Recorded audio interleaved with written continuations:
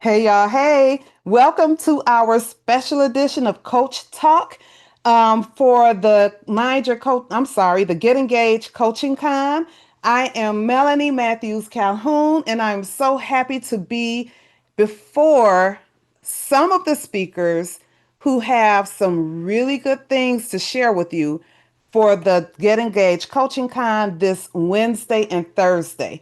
I am going to go around the room and ask for them to introduce themselves briefly before I get into the questions. But before we get into that, I would just like to let everybody know if you're joining me for the first time, hey, I'm glad you're here.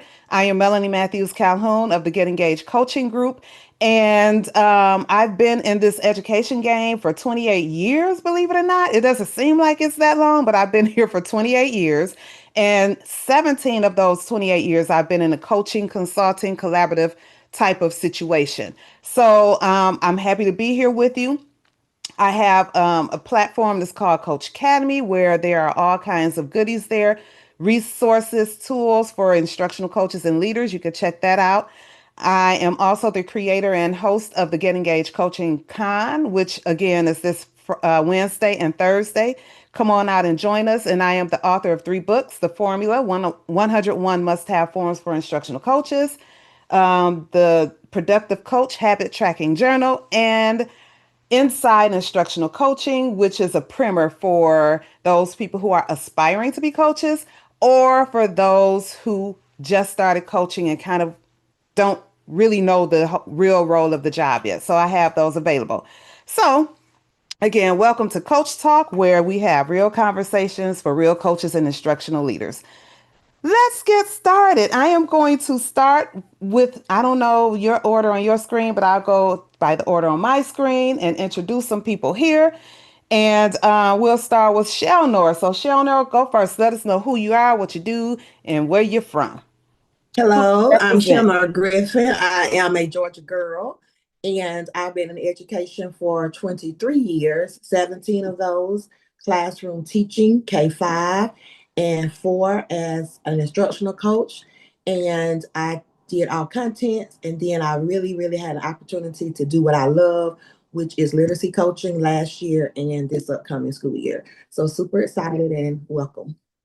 Thank you. And we're going to go over to Mr. Steven Johnson. Greetings, everyone. My name is Stephen Johnson. I am a principal for the last, I think, 16 months. I'll count that. It's been a nice ride. Of a K-8 charter school in the suburbs of Detroit, Michigan.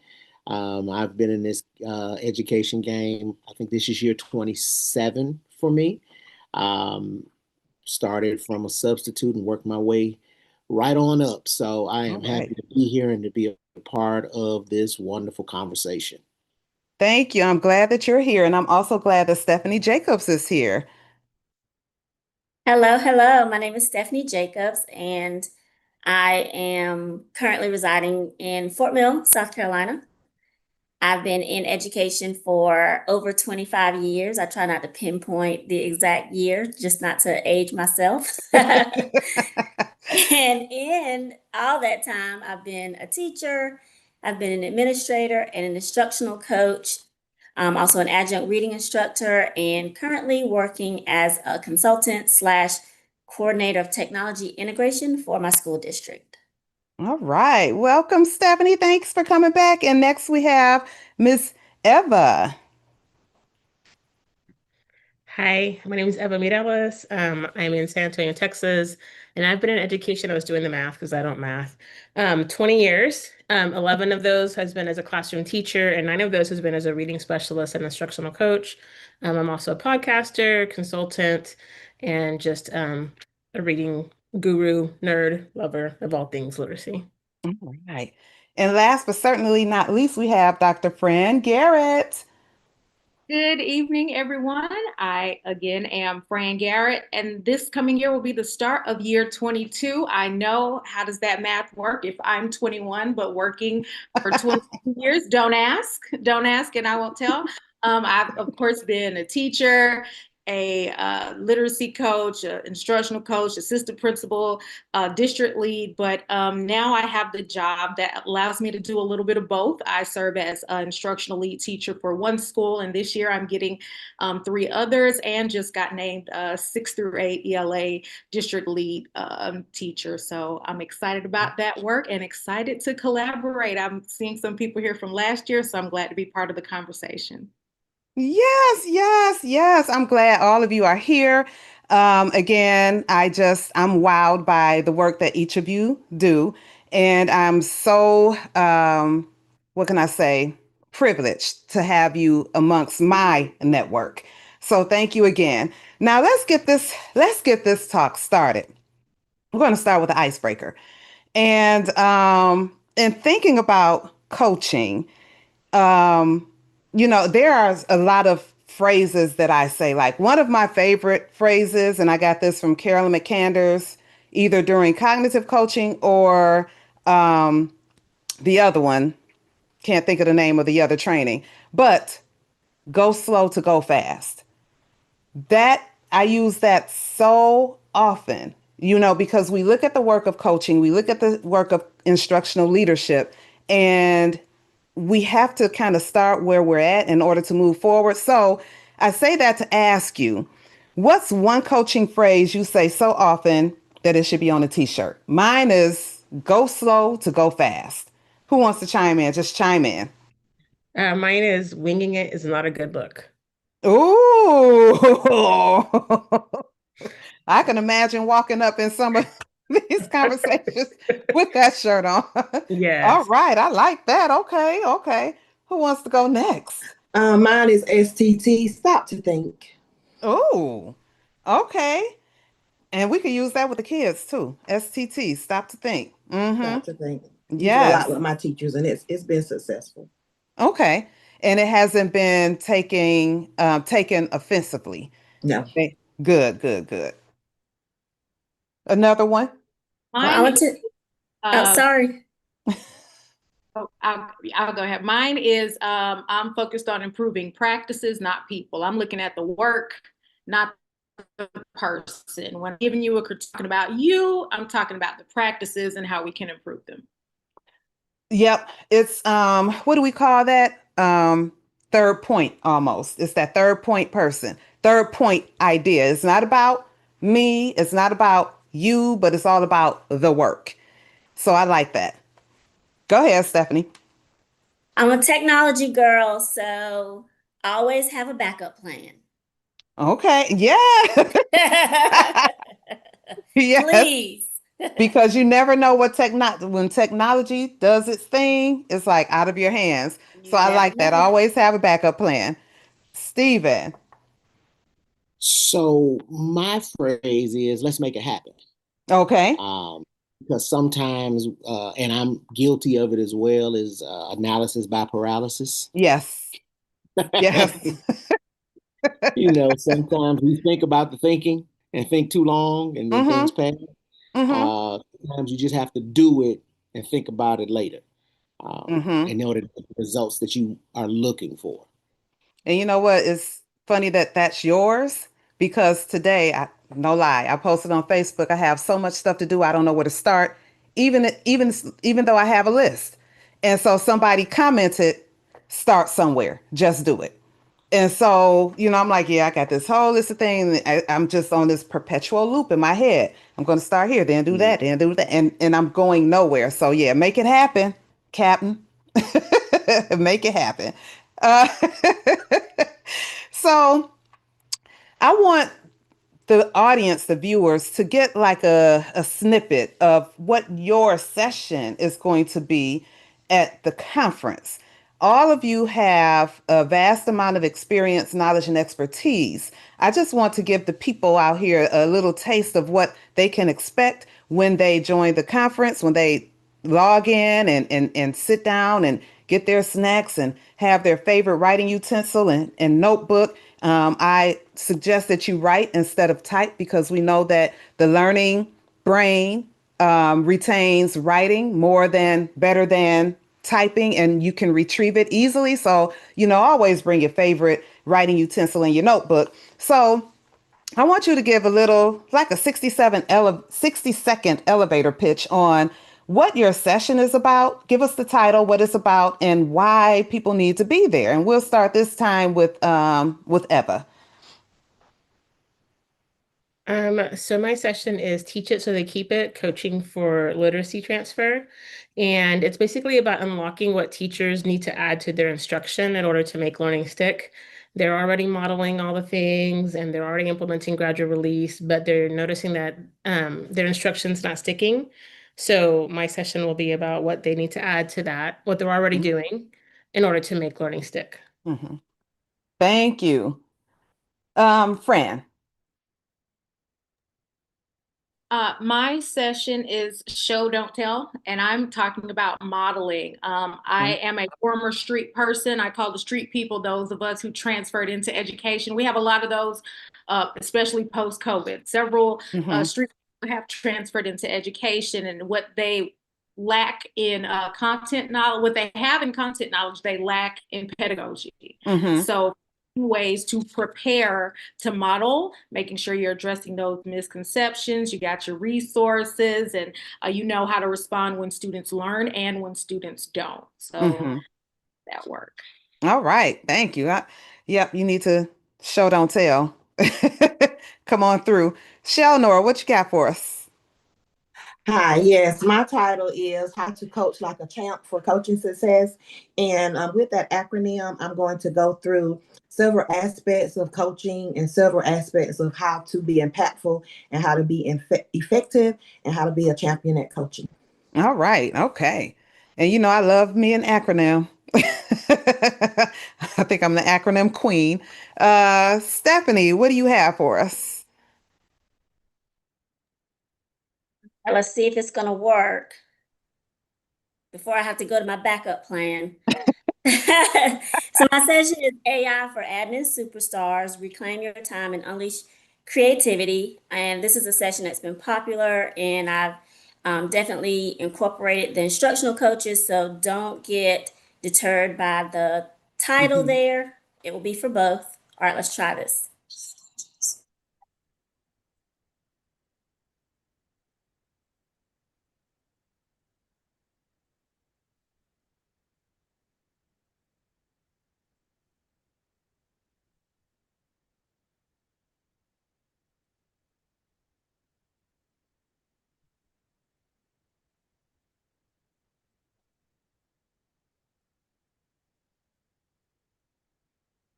So I hope we weren't just sitting in silence, but I will show you how to use Canva AI to incorporate technology into your coaching and leadership. Oh, Canva AI is the jam. Uh, Mhm. if you have Canva and have not utilized that AI tool, you are missing out. So yes, thank you, Stephanie. And Stephen, what do you have for us? So I have the most boring topic of all times. No, I'm kidding. I'm kidding. The title definitely is though. But it's how coaching supports the school's mission and vision. Over the last year, we have been engaged in a lot of strategic planning, Mm-hmm. um, and it, and in a lot of buildings, go from the principal to the assistant principal, and a lot of these things. But then the instructional coaches become these ad hoc administrators. Mm-hmm. So they really don't have a role per se in the vision, even though they help drive the vision. And Mm-hmm. so we'll look at some ideas. I'm taking some ideas from author John Cotter and his book Buy-In. Okay. Um, some things that help kill an idea, and how a coach can play a role in making sure those ideas come to fruition Mm-hmm. in the school setting.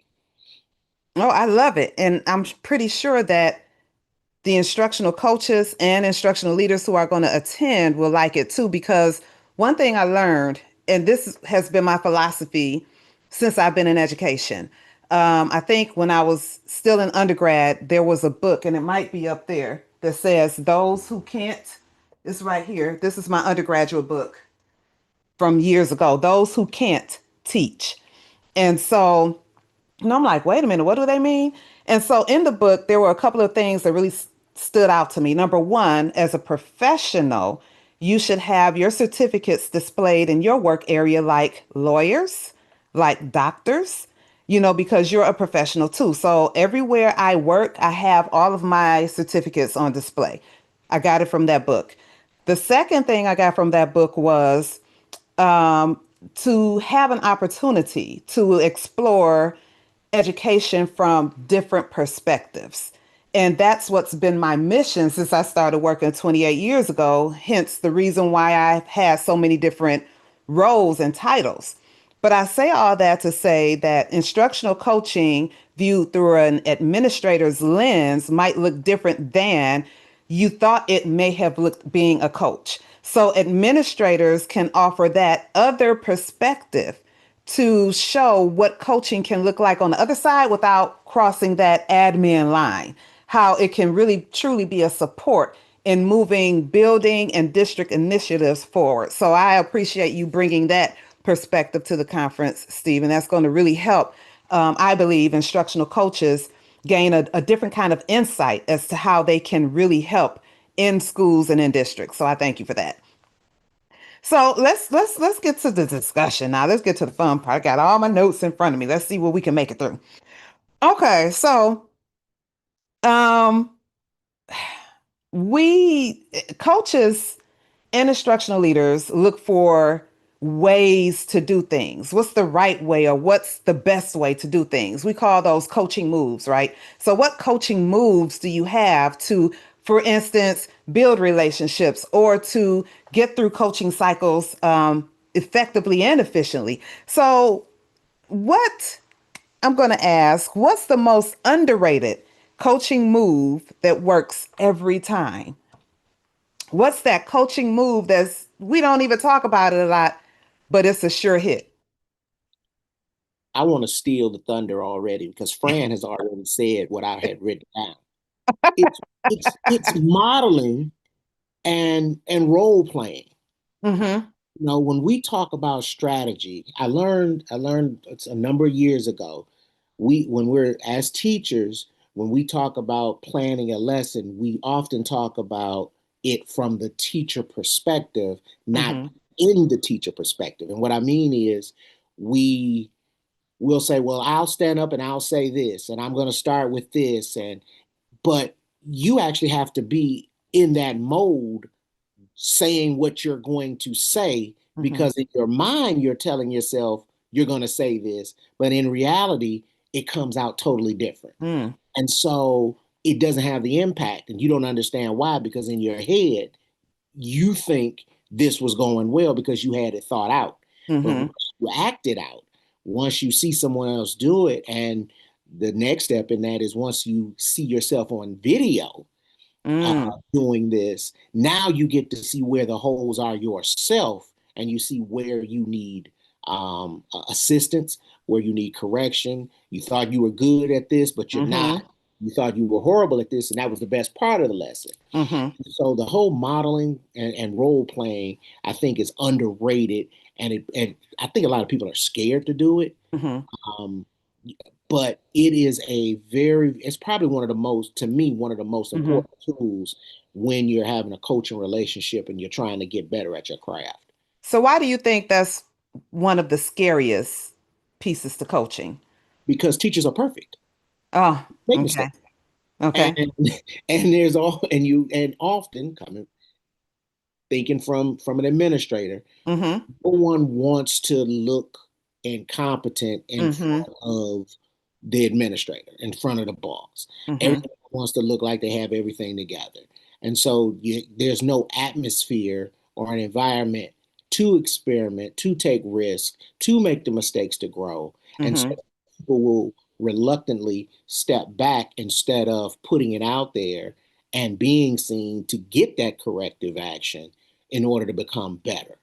So what I'm hearing you say is that we don't give educators, and we may be guilty of it doing it ourselves, enough time to live in the performance in the learning zone. Mhm. We're so busy being in the performance zone that we don't have enough opportunity and time to be in the learning zone to learn to fail forward, as you're saying, to learn to make those mistakes in order to perfect our craft. And and it's something because I see that all the time. Like I see it all the time. We have to be perfect before we can do anything.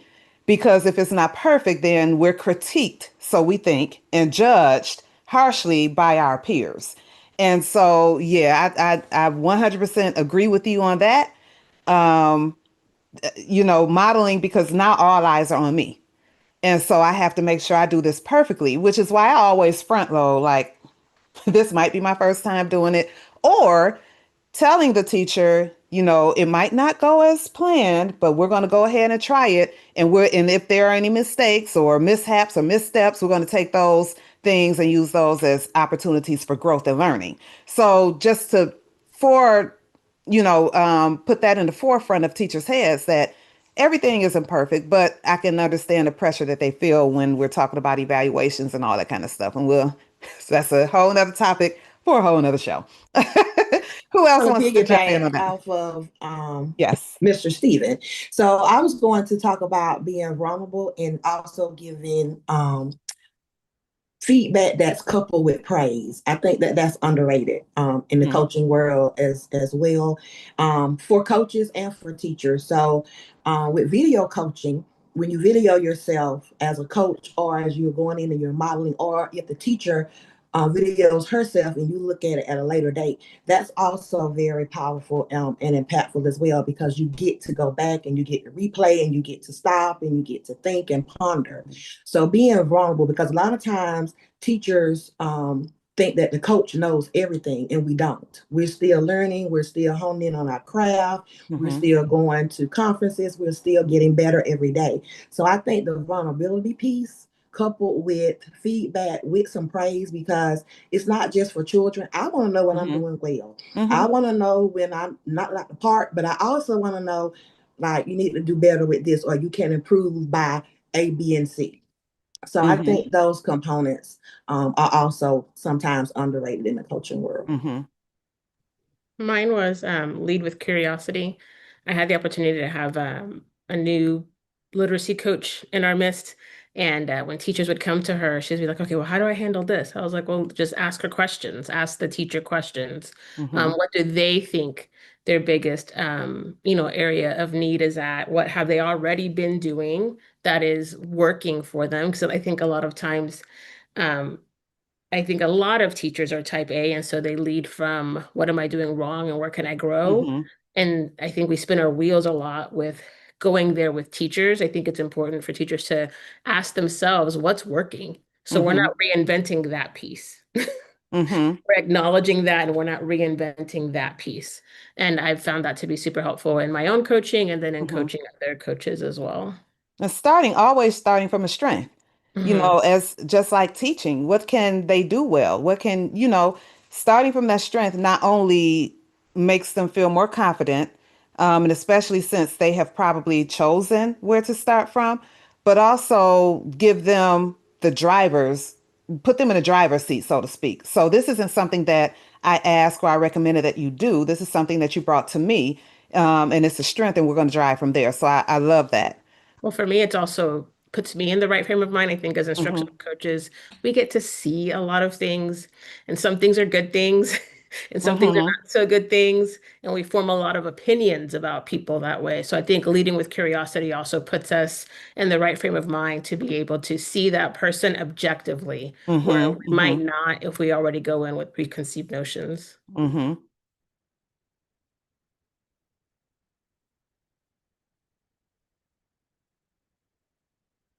Anybody else wanted to chime in on that one? Mine is Matt? calibration. Okay. I like to have each teacher bring task, and we do a blind calibration where everyone goes through and we have certain criteria that we rated on. We look at the rigor, we look at the connection to the standard, we look at the type of information we'll glean from it, any misconceptions. And I love doing it in the anonymous format because it's Hmm. safe. Mm-hmm. No one feels judged. No one is saying, "Oh, maybe I shouldn't have brought this printout from because I knew it wasn't good or it didn't tune up," or someone brings something really complex and you're like, dang, I should have brought something like that. So what that really does is it sparks conversation amongst the group. And then it's like, okay, well, who had this really great task and how can we use it? It opens up the gate for me to walk in and say, let's talk about what made it great. And let's Mm-hmm. some of these other tasks that there is an opportunity for some of this lower level work, but when do we use this in our lesson and planning? And so that calibration and rating and looking at how we would assess a task and if we would give it to our students, if we think it's on level, if it's below or above, it definitely clears up misconceptions for teachers. And then it just creates that safe space where we start to get comfortable enough to talk to each other. Mm-hmm. Love it, love it.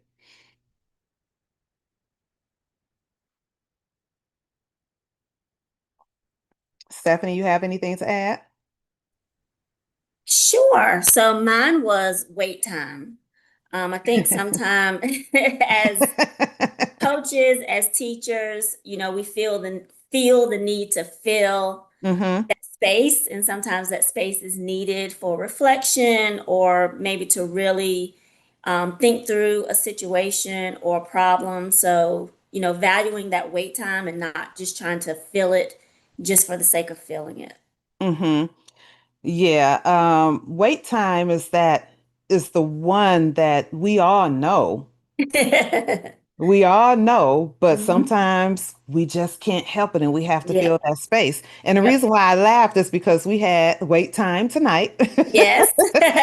And we all did a really good job without jumping in, so that wait time, is important. And that is, and under everything that you all said, they're very underrated and very effective. I think sometimes we just, as professionals, we feel that's either too easy and it's something that, oh well, everyone should know that, everyone should know wait time, everybody should know to go and calibrate, everybody, and I think that's what the thing is. But if everybody knows it but not everyone does it, and it's those little things that make the biggest difference. And I remember a couple years back on Instagram, so I went live, and my live broadcast was about how coaching isn't for everyone.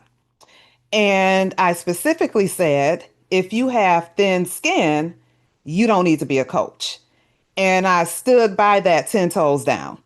And I had a few people who responded and was like, how dare you say anything like that? My followers left because I said that. But that was an unpopular opinion that I still stand by to this day. And the reason why is because I've seen it happen. I've seen teachers leave the classroom, become coaches, and go back to the classroom because dealing with adults, talking to adults, getting adults to move is a totally different animal than it is to try to get kids to do those same things. And another thing with that is that you have to, as a coach, not only take possible criticism from teachers, but it's on every level. It's the administrators and building level and district level administrators. So again, I 100%, and this is somewhat unpopular, believe that if you don't have thick skin, then coaching is not the place for you.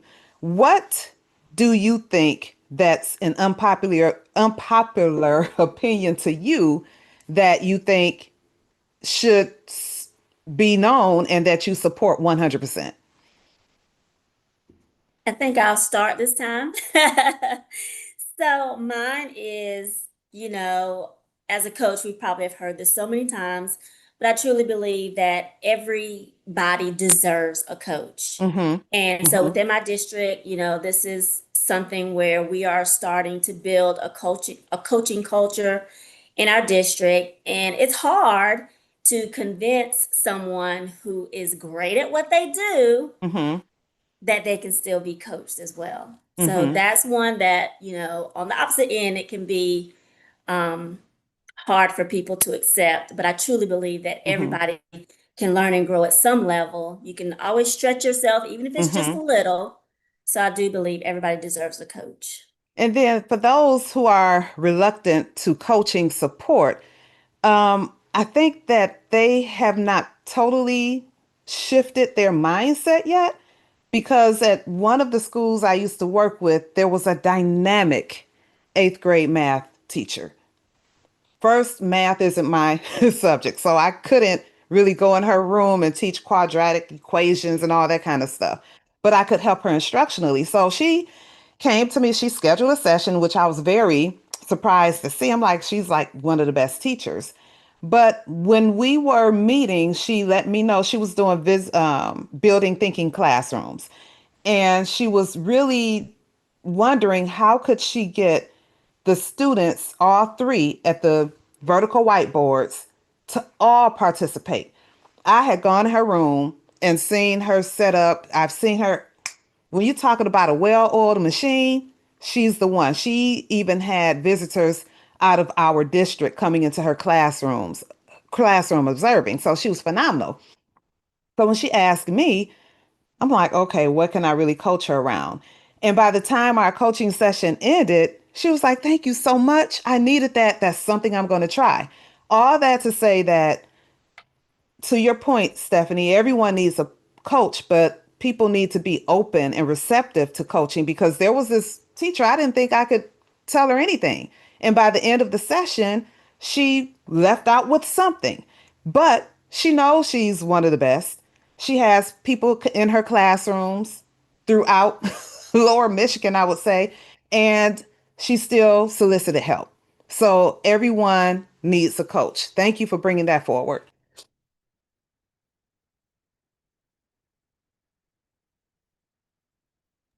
I would just like to piggyback off of that, because that's one of the mantras I also believe, that everyone needs a coach and deserves Mm-hmm. a coach. And also, I wanted to add that coaches are a catalyst for change. And the reason why I say that is because we are directly involved with the teachers.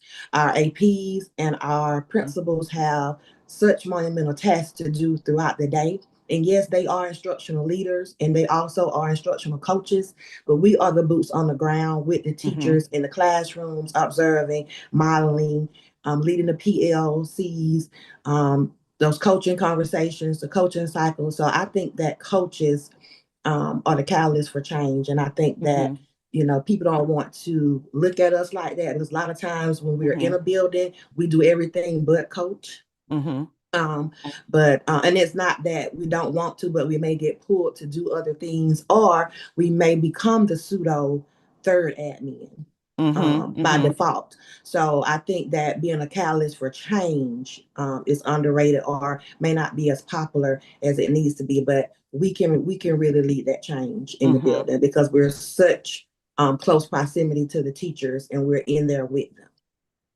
And that's one of Joelle and Killian's 10 leadership roles as an instructional coach is a catalyst for change.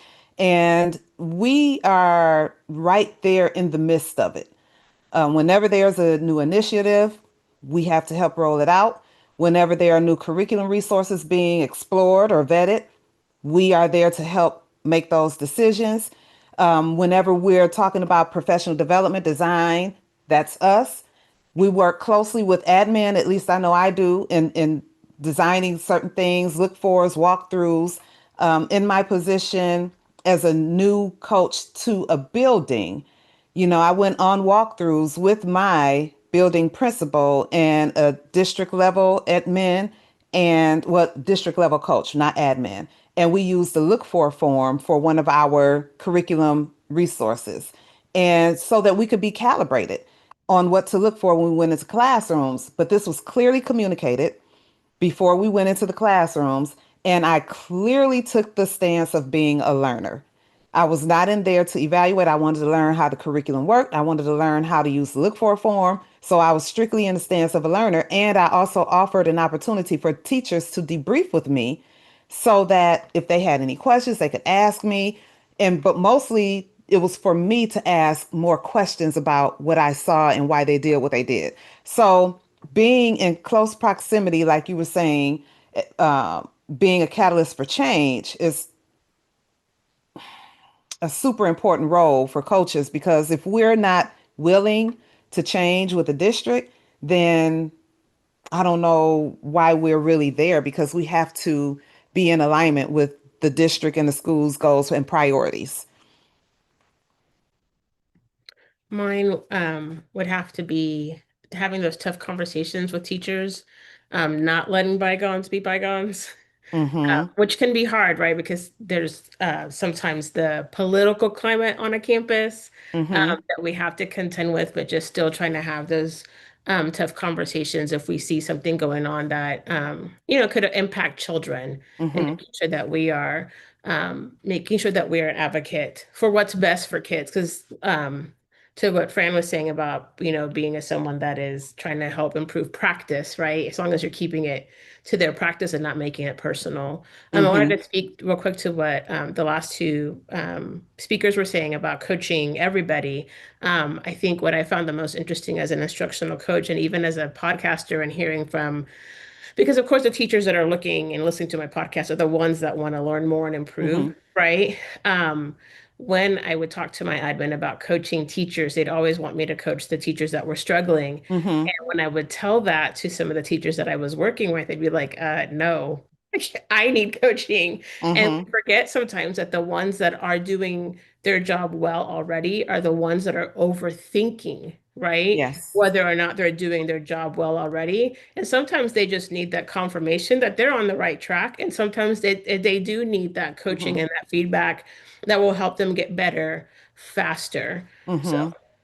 I mean, that's so important. But I think making sure that we're having those, because even some of our great teachers can get complacent. So making Mm-hmm. sure that you have a rapport with the teachers so that when they're like, oh no, I didn't follow through on the coaching thing that we were going to do because grades and this and whatever, Mm-hmm. we can cut through all that and get to the Yeah. action step that's going to keep them moving, forward. And so, do you mind sharing a secret of having, or how do you enter those tough conversations, or how do you, while you're in one of those tough conversations, how do you navigate that space? What's one thing you can share with us? I have two examples. One was with the Mm-hmm. teacher that I mean, I had a rapport and that I'd been there a couple of years, Mm-hmm. that she was kind of known as the teacher that we were waiting for her to retire. Okay. Just go with God, right? Just go with God. You're not really doing a lot for kids anymore, right? But it was when our state had just launched an initiative about trying to do intervention campus wide, and Mm-hmm. my team had spearheaded the structure of that. And so every once in a while, we would have an opportunity to kind of walk by and kind of just check how things were going, and I saw on a couple occasions that things weren't going. And Mm-hmm. so I just, was like, okay, I guess I'll put my big girl pants on and go in and have the conversation. And we tried to like sidestep, right? And I noticed this when I walked by. No, this was happening. I'm like, no, this was happening. This is what I noticed. And the Mm-hmm. kids deserve this, right? Like I understand that this may be going on or this may be hard. We're here to support you. How can I help you? But also the expectation is this. Mm-hmm. So I knew that I had had the conversation. I'm not an administrator, so I couldn't necessarily like follow up in that I couldn't like continue, but I did like let my administrator know I had that conversation, Mm-hmm. right? So that they would know. But then the person also knew like other people are also holding me account. Like there's an expectation and everyone's expected to do it. Mm-hmm. And I'm one of those people that's expected to do it. The other person I have a rapport with, right? More of a rapport with. We've done a lot of coaching together, Mm-hmm. but they had started their educate additional education career, right? There's a lot going on, but I also knew that they have a high standard for themselves. Mm-hmm. So I just start by listening and encouraging and trying to validate that yes, these are other things going on, but remember we said this, and this is how you're going to feel Mm-hmm. if the kids don't perform the way, because there's also the people that are gonna like, you know, look at themselves and have and feel bad if the data doesn't reflect, right, what they thought they were doing, right? And so it was reminding them also of what they had said they wanted and what they wanted to accomplish. Mm-hmm. But yeah, it's definitely hard and it's challenging, and you have to You have to know when. But Mm-hmm. again, I feel like it's easier to say, whoops, my bad. My intent Mm-hmm. was this, and my heart is for the kids. And so I just want to make sure we're doing what's best for kids, than it is to like live with regret and see things going on. Mm-hmm. And honestly, the first one, my big catalyst for that first conversation was that because she was the teacher, we were waiting to let her retire, there was a lot of conversation happening outside of her presence. Mm-hmm. Mm-hmm. And I didn't like that. Like it was an Mm-hmm. integrity piece for me. It was an integrity piece for me. And I felt like if we're going to have these conversations outside of her presence, and that's just my personal philosophy, I'm not going to say anything behind you that I wouldn't say to you. Mm-hmm. Mm-hmm. So that was part of my catalyst for having that conversation with that first person in the first place was Mm-hmm. we're Mm-hmm. going to have that conversation face to face so you can have an opportunity. What you do with it is up to Yeah. you, but you have an opportunity to make that change and that shift for kids. Yeah, and at the end of the day, like you said, it's important that you at least try to have the hard conversation because Right, what if you didn't? right. Where could that have gone? So again, you could say, oops, okay, my bad. Didn't realize it was that and not this or this and not that. But just to get into those hard conversations, that's a part of coaching that I think a lot of adults, even working with adults, are a little afraid to have because, we're so opinionated. And, as Stephen was saying earlier, keeping that our making sure that we're competent in the things that we do and to have that hard conversation is something that's a little difficult for coaches to have. But once you have the first one, I promise you'll feel better about having the next one. Yes. You will feel better.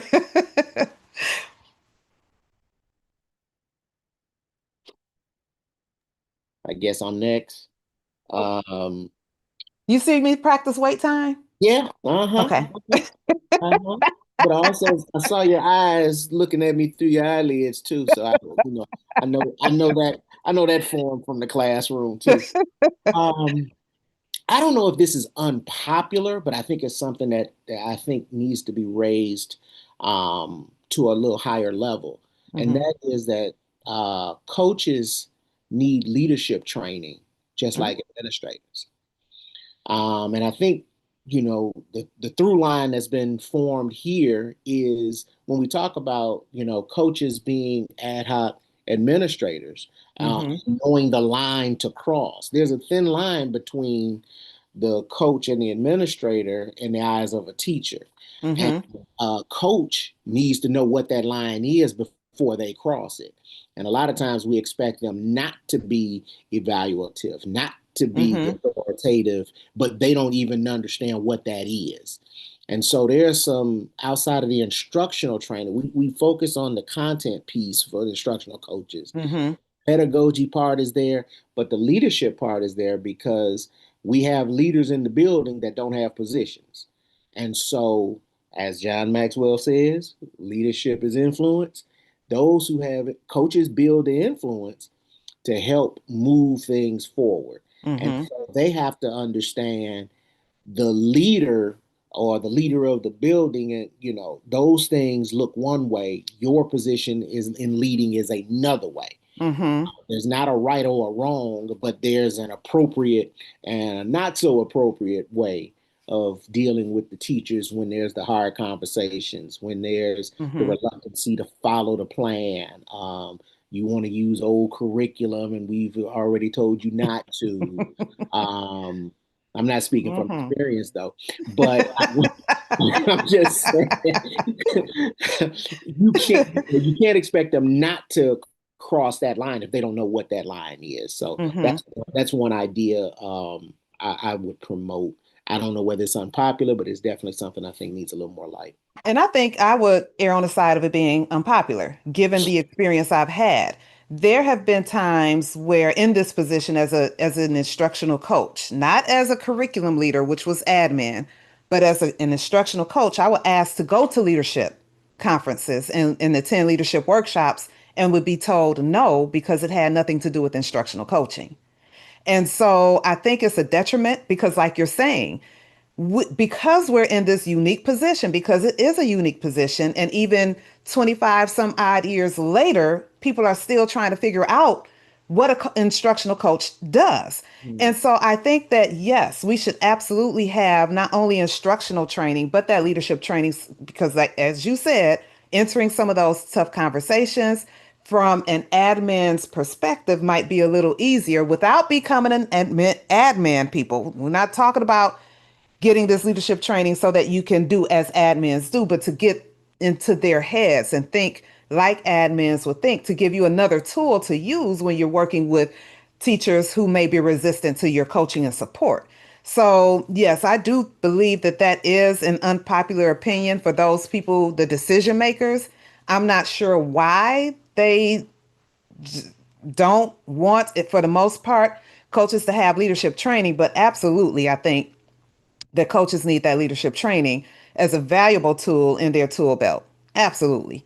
And the upside to that too is for a lot of people, the coaching position is the stepping stone to be an administrator anyway. Yep. So, Yeah.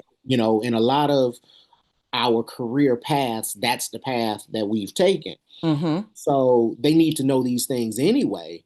And, if you invest, you may be able to reap some of those benefits as Mm-hmm. opposed to the person getting it and then going somewhere else. You may be Mm-hmm. able to, hone that in and keep it in house Mm-hmm. because you have invested in them and trained them in that role. But yeah, not everyone wants to be not everybody's gonna be a coach for the long haul. They want to do Mm-hmm. something else. So on the job training is not always fun. Yeah. Tell me about But it. I would like to look at the other side of the coin on that, Stephen. A Mhm. lot of times, and this was my first year as a coach, my administrator had been in principalship for over 17 years, but she really didn't understand all the facets of coaching. Mm-hmm. So I think that on the flip side of that coin, that principals and APs also need to know very definitely what a coach roles and responsibilities are, and what does it mean to truly have a coach in your building, and what the work is that they should be doing. So I think it should go both ways. Mm-hmm. And I would agree with you. Absolutely. Melanie, I want to say that Stephen stole my answer this time. I know he accused me of stealing his earlier, but I wrote my, Right back at you. but I had backup. Okay, but I love that we all kind of share some of those Mm-hmm. similar thoughts. But I think my unpopular, I know it's unpopular opinion is that the best make good coaches. Say that Coaching again. is, sorry, Say that again. I said the best teachers don't always make good coaches. There's Yes. an art to coaching. It involves pedagogy. It involves building capacity in others. It involves knowledge even beyond content at times. It involves Mm-hmm. relationships. It involves those leadership tenets. And sometimes you might be that rock star teacher who is great at something. Um, outside of the classroom, but it may not be coaching. It's just like Mm-hmm. knowing how to teach kids. There's a pedagogy that goes along with coaching. And I think sometimes some of the best teachers who are complete rock stars and really happy existing in the teaching space are pulled out of the classroom because we want to copy, we want to stamp them, we want Mm-hmm. to Mm-hmm. go and create the next round of rock stars, but we haven't prepped them, we haven't trained them. I foolishly went through the coaching endorsement 3 times. The first time it was mandatory. The second time I switched districts and it was mandatory. And the third time I was just being a nerd. But I got something different every time. I learned from, I went through Learning Forwards Academy and got some great tools, but all of that really has shaped my coaching identity. And Mm-hmm. I don't know that we spend enough time in there. I agree with the previous two panelists that, not only does everybody need a coach, but you also got to have that know-how. You got Mm-hmm. Mm-hmm. that fine line. How do I tread the line between serving my role because I see myself as working for teachers, but I support administrators. Mm-hmm. And I mean, you bring up an important point where, so many times, and I've seen it happen where we tap into the great teachers and want them to be instructional coaches because the pedagogy is on point, but their andragogy is not. And so there is a difference between working with kids and working with adults. And sometimes some of that may be transferable, like wait time. I'm going to run that in the ground before we get off this. Like wait time, that's transferable. But some things are not because working with adults is different. And so when you're talking about taking those strong teachers out the classroom, which kind of hooks back to what I said at the beginning, and they get out there and they don't have the thick skin, they go right back there. And I understand districts and campuses and schools wanting to replicate those good things that these superstar teachers have. But it's because I'll tell people I don't think I'm cut out to be a principal. I'm just not. And so although however great my leadership skills are, I don't think principalship is for me. But we have to know and learn how to, and I'm saying this in the best way, leave well enough alone. When we have those great teachers in the classroom and we ask them to come out and they tell us no the first time, let them circle back around after they've thought about it. And if they want to do it later, they can, but not to force them out. So, not an unpopular opinion at all, in my opinion. In my opinion, that's not an unpopular opinion. So let's kind of switch gears here. The theme of this year's conference is the future of instructional coaching. And if you were around with the coaches roundtable that we recorded a couple of weeks ago, you'll hear some different answers because I think these are different people with the exception of one who was at the coaches roundtable. But I'm going to ask the same question here. So what does the future of coaching looks like to you? What does it look like? And we'll start with anyone. Anyone could jump in. Mine was coaching teachers on how to discriminatively implement AI tools that they're eager to Mm, use. mm-hmm, Because I've just seen there's a lot of eagerness to embrace that, for it to save them time, all the things. But and especially when, we've had in education such a high turnover. With mm-hmm, teachers, we have a lot of people who are new to education, kind of like Fran was saying, they're either off the street or they're just new, and they don't have that many years under their belt, so that they don't know how to vet a resource, right? We're mm-hmm, just using it and slapping it on there and saying, "Oh, look, it saved me time," but not really, being able to discern whether or not it's quality. It's a quality mm-hmm. resource. It's a quality lesson plan. Like the scariest one to me was one that was going to give teachers science passages. And I was like, like, are they going to take the time to vet that and to see if Mm-hmm, it's quality, right? It's not even through National Geographic or, any of the ones that we're mm-hmm, familiar with. So I think that is going to be, and it's not going to go away, right? So we're going to have a process for supporting teachers on how to use that, and have some discernment around how they use it. mm-hmm.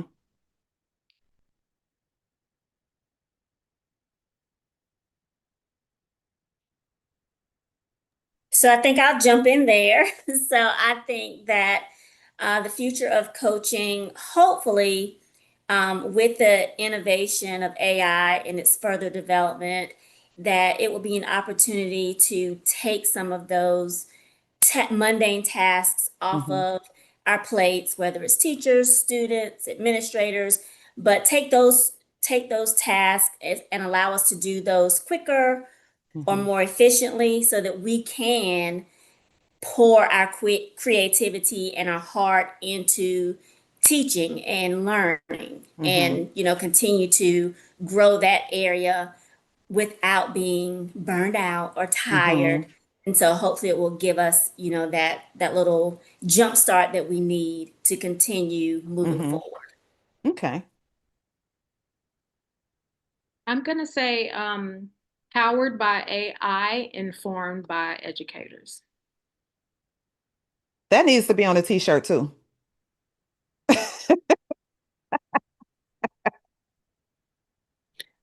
I'll steal that one too, Fran. I'll just go ahead and do that. I'll just let you know now. Don't mind sharing. I don't mind.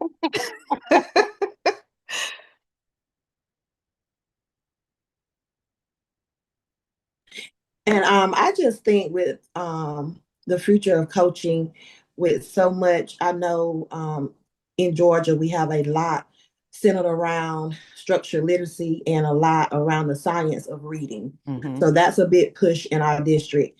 And the science part of that has been a heavy lift for me to learn, because it's talking about how the brain works and how the brain Mm-hmm. learns to read.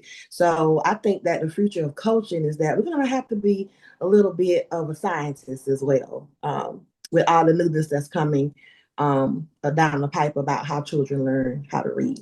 Mm-hmm.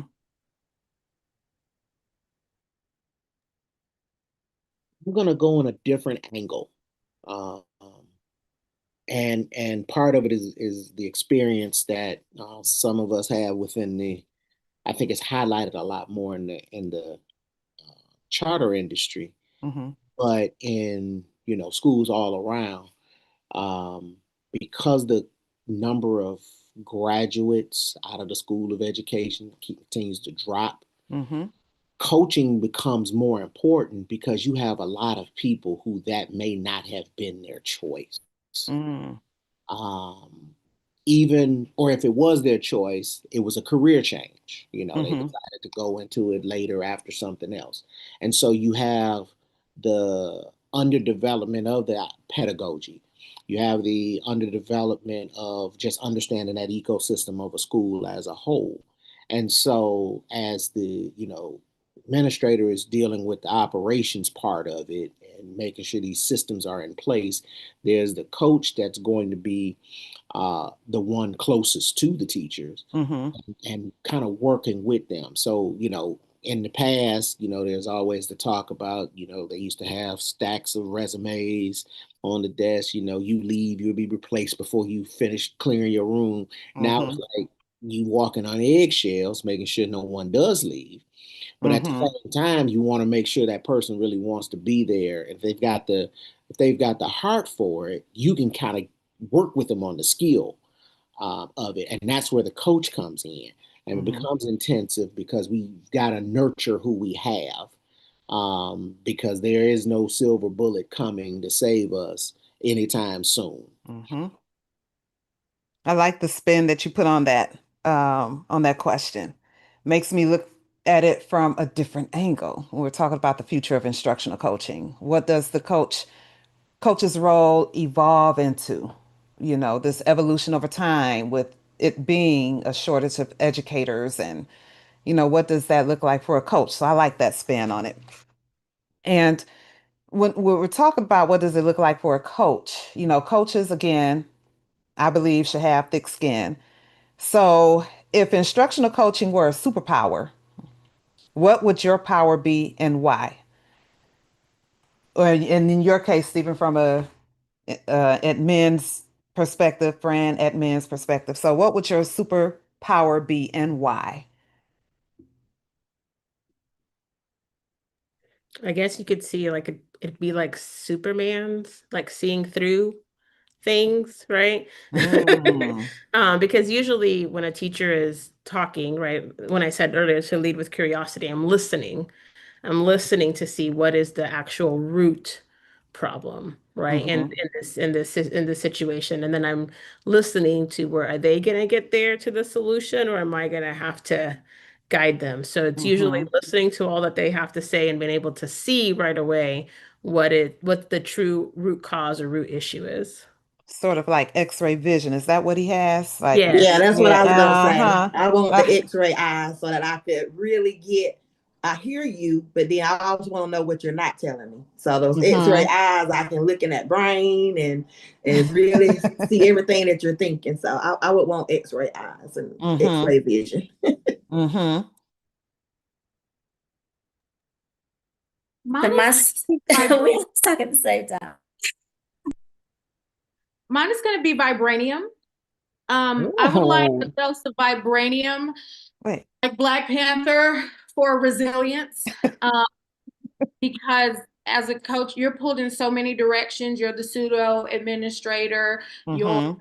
sub some days. I got to go to the bathroom. You got to talk to a parent. Then you get direction from the district, but you're really just trying to support and hold everything together as best as you can for teachers, students, and administrators. So I just need a dose of vibranium every 9 weeks just so I can be resilient and keep going like T'Challa, Wakanda forever. Who's going to follow vibranium? Man, Fran and I are so in sync with our time. Mine is flexibility, and I'm going to read Mm-hmm. mine. So, flexibility is my Okay. superpower. So, the power to adapt, pivot, and meet every educator exactly where they are. Mm-hmm. Mm-hmm. Yeah, that is a superpower. Everybody share their superpowers. Okay, that was. No, this one's kind of interesting. I love the vibranium piece, um, only because they upgraded the technology, so it absorbed. As he got beat up, he was able to absorb it and then use it back, right? I'm gonna stick with this thick skin because Mm-hmm. as not just teachers experience it, but as a principal, everybody can do your job better. Mm-hmm. Like you just don't know, everybody can do it better. And you've been Um, so far removed from the classroom that so you don't far know what it's removed, like anymore. or they figure all you did was take the test to become an administrator, that you really don't understand what's happening in the class. That dismissiveness. So Mm-hmm. that thick skin is important. But I think for me, and even during my coaching days, Mm-hmm. um, and going from an AP to principal, I think it's that regeneration thing that has to happen. How do I, you know, go into my quiet place, Mm-hmm. rejuvenate and recharge? Mm-hmm. It's got to be a lot of times it's not so much the lonely side of it, Mm-hmm. but but it's lonely because a lot of people don't understand. You can't, Yes. unless you've gone through it, you don't really get it. Mm-hmm. Some of the things that are weighing, and you've got big pictures. You're looking over everything. Yeah, I like that. I'm Groot. Yeah, yeah. Sometimes you take that tree and want to do something else. But anyway, but how do you build yourself back up to come back the next day? Mm-hmm. You have to have that thick skin. You do have to have a positive image of yourself. You Mm-hmm. have to have some self-esteem to lean on, because some days that's all you have. Mm-hmm. Mm-hmm. And when you're going in and there's the pressure of, the performance, it has to increase or it has to maintain, or if you're in a high performing, school, you've got to maintain that because the reputation's on the line. You've Mm-hmm. got these different levels of stress. And at the end of the day, when it comes 3, 4 o'clock, sometimes you're in the room and it's just you and the clock. Yeah. And how do you build up enough strength, not just to go home, but you've seen that picture where it's the first day of school, I don't want to go, and the person says, you're the teacher, you have to go. It's that type of thing. How do you fight through that, Mm-hmm. and just stay charged and recharged and recharge Mm-hmm. again and recharge again, to keep coming back to take what's there, Mm-hmm. and stay focused on on what your mission is. Yeah. So recharging station is the superpower is being able to self-recharge, if that's a word. Yeah. And I think mine would be the ability to only focus on those things that are within our control. Because sometimes we pay too much attention and focus too much on those things we have no control over. And so if I had a superpower, it would be for me to just block out all of those things, like have tunnel vision. I cannot see those things that are not in my control and focus on those things that are in my control, because with that our energy will deplete. We will lose our self-esteem. We will not have this tough shield of vibranium to keep us going. So all of those things, if we only just operated from within our sphere of control, I think that will help a lot of coaches as well. So Eva's coming with all of the characters, all of them. And I literally was thinking about Cyclops too when she said that. Oh my goodness. Marvel fan here. I know, right? So I loved this conversation. We're going to take it to a speed round, a lightning round. So this is how this is going to work. I am going to read a topic and then give you two choices. Those are the only two choices you can take on those topics. I know Shelno was like, what? I don't get an in-between? No, you do not. So you might want to, you can take everybody can come off mute so we can hear at one time. I have a lot of them. Which ones I want to choose this one first because Stephen mentioned he read a book about this earlier in this discussion. So buy-in. Are we asking for compliance or commitment? Ooh. Commitment. Commitment. Ooh, okay. Fidelity. Are we honoring the strategy or policing teachers? Ooh. Honor strategy. Oh, we got a crooked head over here. Depends on what side of the chair I'm on. Oh, Coach Makes wants sense. one thing, admin wants something else. Yeah. Makes sense. Shelno, that's the only time you can live in a shady gray. It's something like what he said right now. Thank you. Data driven. Are we using it to inform or to intimidate? Inform. Inform. Absolutely. Gotta Inform. use to inform. Accountability. Partner in progress or pressure point? Fran is, ooh. Pressure point. Pressure points. I just said depends on the teacher. Yeah, that was kind of hard. I always Okay. like accountability feels like an attack when you're not used to it. So I Mm. can't. Mm-mm. Ooh, okay. Own it. Differentiation. A real practice or just PD filler? Oh, Real I think it's a It's a practice. real practice. It should be it's a a real real practice. should be a real practice. Should be a Okay. real practice. So Yeah. all right. Thank you, Eva.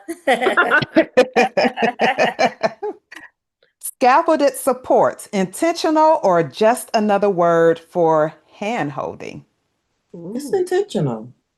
Support. Intentional support. Okay. I'm going with the He's going the other way. He's hand holding. Okay. Brave Some soul. of those you have to hand hold, then there's others you have to just take. Push. Said the administrator. Yeah. Make it a shorter Said the scaffold. administrator. Make it a shorter scaffold. You just That's when shorten that word the scaffold. directive comes in. Okay. Okay.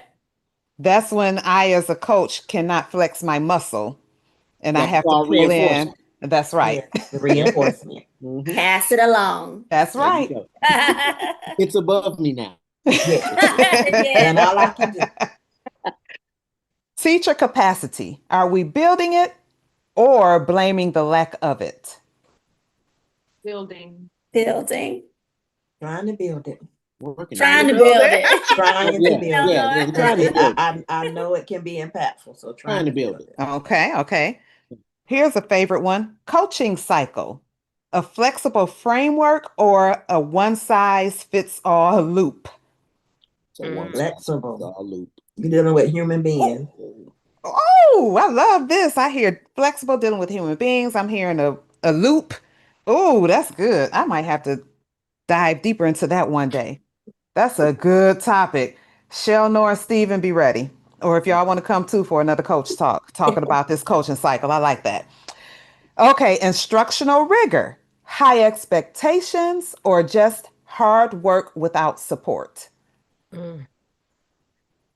High expectations. High expectations. Should be high expectations. Ooh. Should be high expectations. Okay. Growth mindset, empowering or used as a weapon? It's empowering. Mm-hmm. It Agree. can be used as a weapon. Used, Mm. used as a weapon. I think it's been She It said can be. that. It definitely weaponized, can be. like the accountability piece. It's been weaponized. Yeah. In the wrong hands, in the wrong situations. Yes, it has been. Yes. Let me highlight these. We're coming back and talk about these. Uh, Yeah. and accountability. Okay. Best practices. Whose best practice are we talking about? Mm. Mm, Doctors, look, people who have it beyond masters. Look. Yeah, researchers, Mm-hmm. people who've been in the field for numerous years. Reflective practitioner. Real reflection or just buzzword bingo? Real reflection. You won't change if you don't reflect. Real Yes. reflection. And you and can't grow if you don't reflect. we don't Mm-hmm. You'll be stagnant. Yeah. But it depends if you're looking into a dirty mirror. Ooh, Oh, wait a minute. Girl, the house of horrors. Wait a minute. Right. Okay. What or the you, what? or where your body contorts and it's making all different kinds of Well, it's shapes. just like, when your mirror gets dirty and you're like, I think I look good, but you walk out and no, you had something in your teeth or your hair was wild or whatever. Principal Kafele talks about that mirror all the time and He makes sure sure his, does. that his is dirty. He sure did he do it this Saturday or was it last Saturday? He Who is held that this? mirror up. Yeah. Mm-hmm. Transformational coaching, deep change, or just rebranded instructional support? Because the word transform, it's such a deep word when you transform something or someone, Mm-hmm. or transform your thoughts or how you go about doing your work. Mm-hmm. That's deep. I have to think on that one. Yes. Deep Okay. change. Okay. Shelnor, implementation science. Helpful roadmap or overcomplicated coaching? It's a helpful roadmap. Mm-hmm. It's a helpful roadmap. Look at Stephen. because, Go it's ahead, Stephen. What you because got? it's What the you got, name. Stephen? See, the idea behind it, I love. Mm-hmm. It's the jargon that throws me for the loop. Okay. Mhm. Yeah, I see that. I Yeah, see that. that's where I get hesitant. I want I, Mm-hmm. I want the product, but I don't. Sometimes the packaging isn't that cute, Mhm. Mm. or put it on good. There's an Escalade out there, but it's got a 4-cylinder instead of an 8. Mm-hmm. Mhm. It's Mm-hmm. not gonna run too well. Let's not run that stuff. It's not what it's supposed to be. But you really want the juice of it. You really want the Mm-hmm. power of it. But we just name it something uh, for whatever reason. Mm-hmm. Okay. Student voice. Actually amplified or just talked about? Mm. Oh, It should be amplified, but it's It also should be amplified, but it depends it's on actually talked the about. culture and the climate of the school. You have to Mm-hmm. create the environment for that. Yeah, the Mm-hmm. culture and climate of the school. Yeah, you have to create the environment for that. But that also depends on the teacher voice too. Mm. it can't How just is be the the student teacher voice. voice perpetuated in that same culture? Mm-hmm. And some students don't, some schools, I don't, what am I trying to say? I don't know that everybody has the setup to embrace student voice. Correct. Mm-hmm. That's what I'm saying. If we don't know how to teach, I may not need to be including student voice yet. Yeah. If our Mm-hmm. I may not like what I hear. uh, I don't know. Yeah, I would love it. I've seen it. I would love it. But I don't know. I don't know. What was the answer? B. Well, I think what are you trying to say, friend, that maybe they don't know how to articulate their voice yet? Like they don't know how to communicate their voice or what they're I watching? think that's a part of it. And I think that the stage in schools isn't always set to include a student voice. I can talk about the kind of music kids like. I can use examples of sports and pop culture references that they relate to, but to include their voice from creation to assessment, it's murky. Because are we going to be assessed like that in the end? Are they worried about student voice in the end? When I give them that textbook, sure, they put some cool pictures in there and thumbs up, and the videos might have been cute. The passages are supposed to be relevant, but grown people write the curriculum. So I think we need to rethink that. We need a think tank. I'm volunteering Stephen and Melanie to facilitate that. To And then redefine. student voice, you gotta look Duly at noted. where it is. We mean student voice from a social emotional standpoint, or do we mean student voice from a cultural standpoint? There are so many different ways to have student voice. Mm-hmm. Next So, topic Yeah. on Coach Talk. Oh, this is a good one. Instructional equity, practiced or performative? Well, is it either one right now? I'm sorry. It's always been Much. the one. We just didn't follow the rules. I'm just asking a question We because just did our own thing. you say, know, you only have, because she told me, she Clarifying called me question. out. She Yeah. said, And I'm not even a good Shamar, you can facilitator. only choose. Because, I gave her the side. I like, wait, I can only choose one or the other. I can't debate this or That's what you add have on us to for. it. You couldn't do it, so we did it for you. Come on in. That's what we did. We created the gray space for I you. think it has been performative, but it should be practiced, right? Like there's definitely been a season that we saw it as performative, but should be a practice. And to staff. I invited my boss past.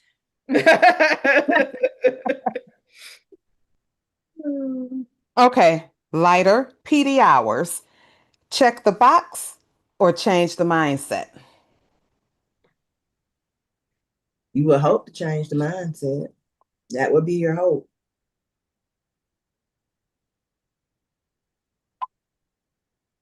Okay. I'm listening to the silence. I'm going to move on. Learning walks. Supportive spotlight or surprise evaluation? It's on who you are. Yeah. It's Because on if I'm which doing my teacher you are. job, it's just another day for me. Come in anytime you want. Yeah. Yeah. You have to set the stage for a learning walk because people, like we said before, traditionally, coaches have only been for those who were not doing well. Yeah. So And that's the stigma around it. when administrators come into a classroom, particularly with more than one person, everybody starts sweating and forgetting what they're supposed to do because they're out to get them. And so that culture has to be built in order for the learning walk to be accepted for what it is, which is a walk. We're walking and learning what's happening in the building. Otherwise, they will accept it as or look at it as some sneak attack, a gotcha moment, rose the trust, and then everybody's in their feelings at that point. And that responsibility, I believe, is on everybody.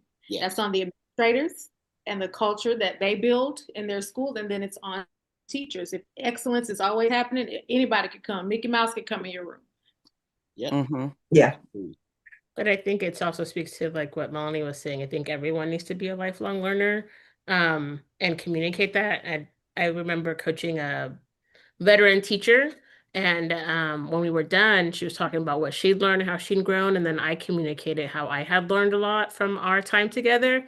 And you should have seen the look of shock on her face. You learned a lot. I'm like, yeah, I learned a lot, right? Exactly. Lifelong learner as well. Yes, yeah. So like I think like what you're saying, Fran, like everyone needs to be in that same mindset so that teachers can embrace that as a learning opportunity. And the communication that is given to them about what it is and why it's happening. Right. Because as adults, we want to know the what, when, how, where, and all of that. Like, just, Mm-hmm. we do, especially if I'm a teacher and people are coming into my classroom. I feel like I'm owed that. Yes.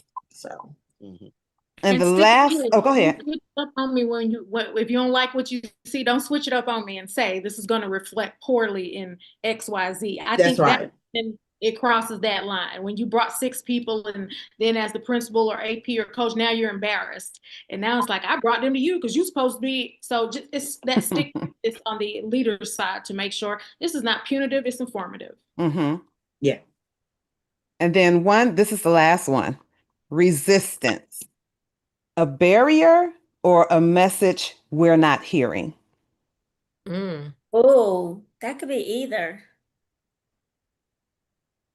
I like a message we're not hearing. Yeah, I'll go with a Yeah, message we're not hearing. It's I something, like that. it's a We lot suffer behind from resistance. we suffer from Mm-hmm. PTSD when it comes to coaching and visiting and things of that nature. But then that makes it a barrier.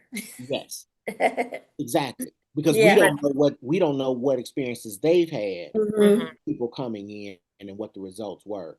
And Right. so there's a trauma there Mm-hmm. that we don't know about. And Right. we won't know until we have the conversation afterwards and let them begin to kind of speak and we listen, Mm-hmm. judge. Yeah. Yes.